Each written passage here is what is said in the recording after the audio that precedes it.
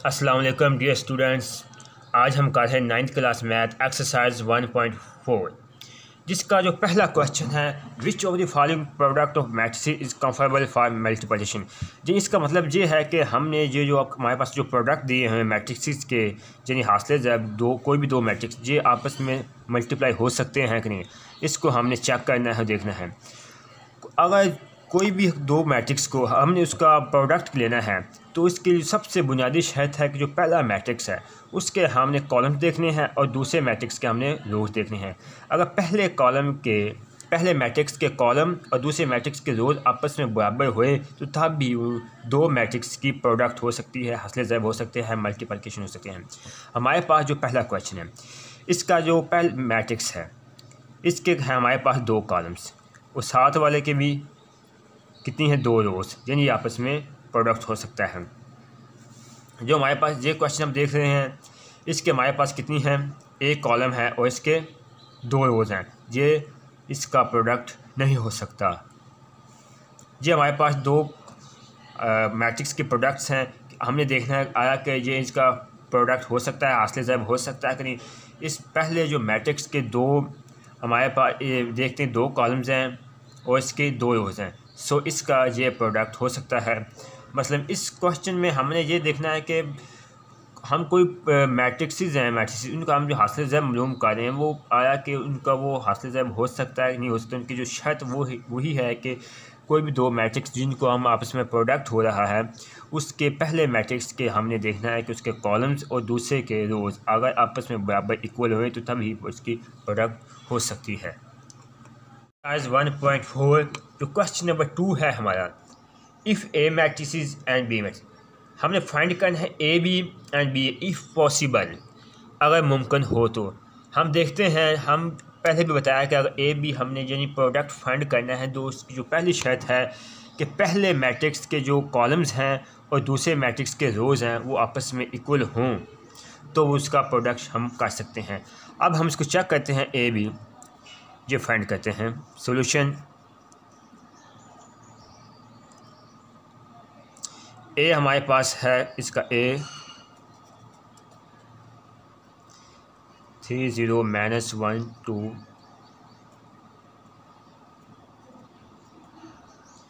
अब हम इसका ए भी फाइंड करने लगे हैं प्रोडक्ट, यानी पहले मैट्रिक्स के कॉलम्स कितने हैं, दो, और दूसरे मैट्रिक्स की कितनी रोज़ कितनी है, दो। यानी पहले मैट्रिक्स के कॉलम्स और दूसरे मैट्रिक्स के रोज़ आपस में बराबर हों तो इसका हम ए भी फाइंड कर सकते हैं। जो हमारी जो शर्त है फाइंड करने के लिए वो पूरी हो चुकी है। अब हम इसको फाइंड करते हैं। जब हम इसका हासिल प्रोडक्ट ले रहे हों तो हमने क्या करना है, जो हमारे पास पहला मैट्रिक्स है उसकी जो ये रोज़ है, ये वाली रोज़, इसको हमने मल्टीप्लाई करना है कॉलम के साथ। पहले कॉलम से 3 को मल्टीप्लाई किया 6 से, फिर हमने मल्टीप्लाई करने के बाद अगले में इसमें ऐड करना है 0 को 5 से मल्टीप्लाई कर दिया। अब इस रो को इस कॉलम के साथ फिर हमने मल्टीप्लाई करना है -1 6 + 2 5, 6 6 18, 0 को 5 से मल्टीप्लाई 0 -6 + 10,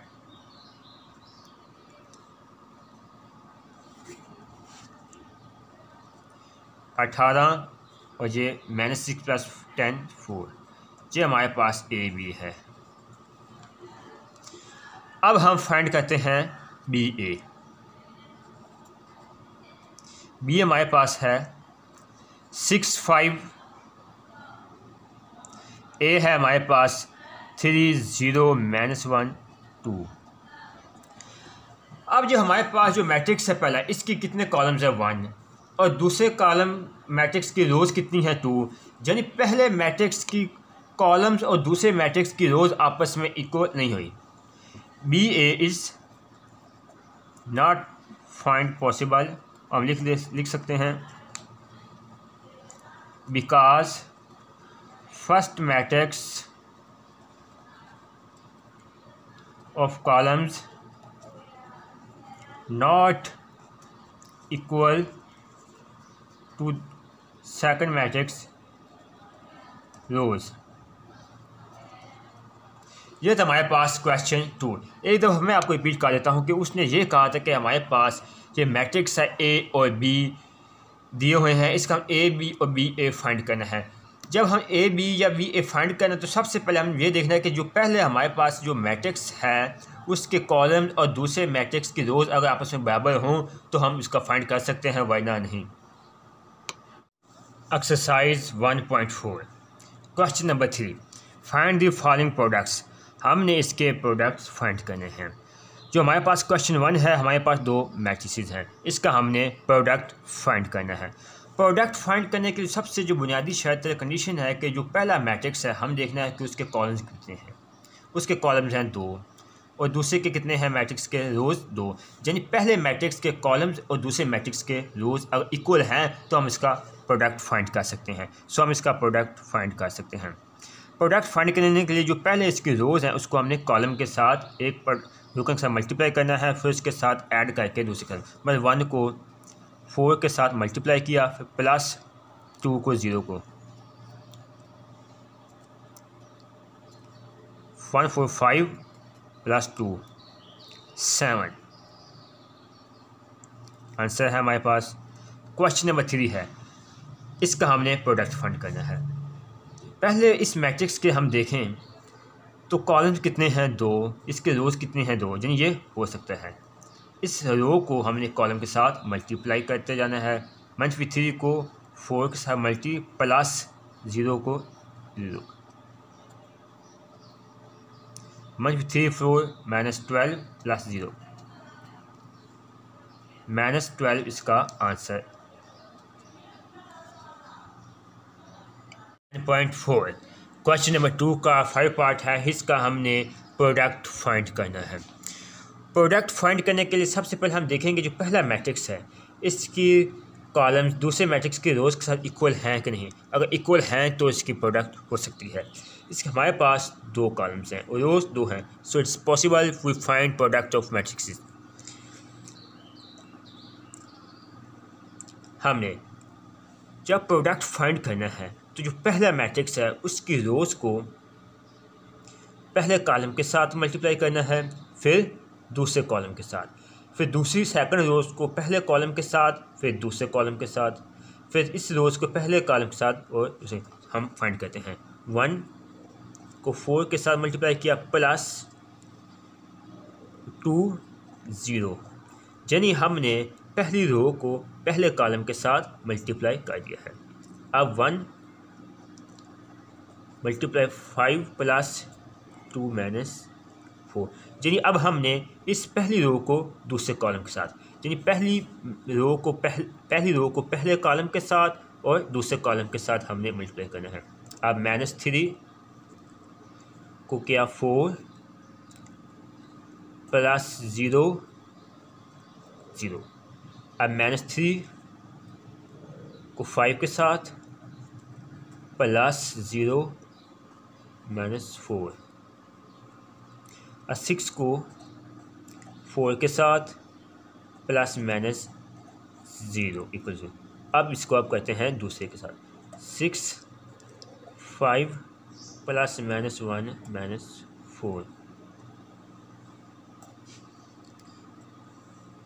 1 को 4 के साथ मल्टीप्लाई 4 2 0 0, चलो हम इधर 1 को 5 -8 -3 4 -12 प्लस 0 -3 5 -15 प्लस 0 -0 हो गया।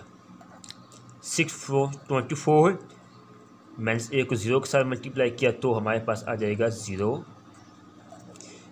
30 6 को 5 साथ और 30 आएगा और माइनस के साथ ये आ जाएगा +4।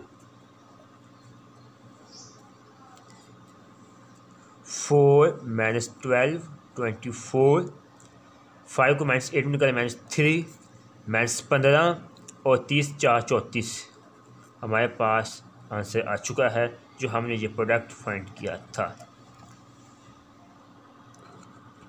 Dear students, exercise 1.4 question number 4 का जो ए पार्ट है हमने इसका मल्टीप्लाई फाइंड करना है। इसका हम सोल्यूशन फाइंड करने से पहले हमने सबसे जो पहले जो मेन चीज़ देखनी है ना, वो ये है कि इस ये हमारे पास जो दो मैट्रिक्स हैं, इसका हमारे पास कॉलम्स और दूसरे के रोज अगर इक्वल हैं तो हम इसका मल्टीप्लाई फाइंड कर सकते हैं, वरना नहीं। यानी इसके हमारे पास कितने हैं, कॉलम्स 2 हैं और इसके रोज हैं 2, यानी ये हम इसका मल्टीप्लाई फाइंड कर सकते हैं।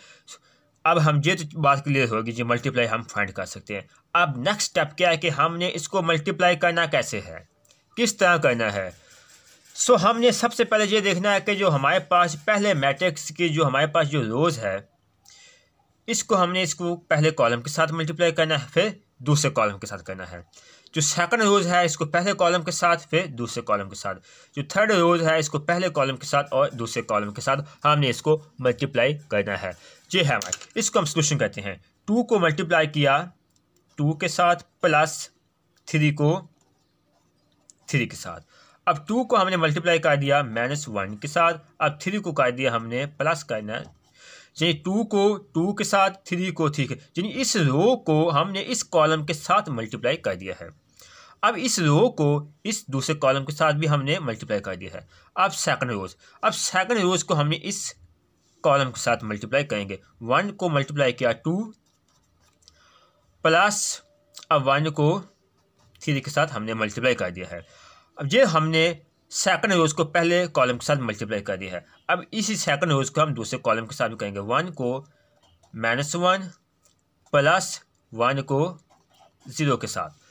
ये क्लियर बात। अब हमने जो थर्ड रो है इसको हमने इसी तरह करना है, दूसरे पहले कॉलम के साथ प्लस -2 को 3 के साथ। अब 0 को -1 अब -2 को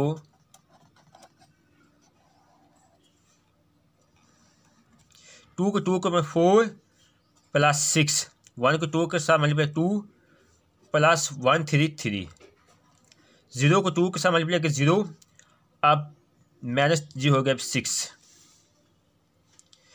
2 को माइनस के साथ मल्टीप्लाई किया -2 प्लस 3 0, 1 को माइनस के साथ मल्टीप्लाई किया -1 0, और 0 को -1 के साथ मल्टीप्लाई किया 0, अब ये भी 0 हो गया।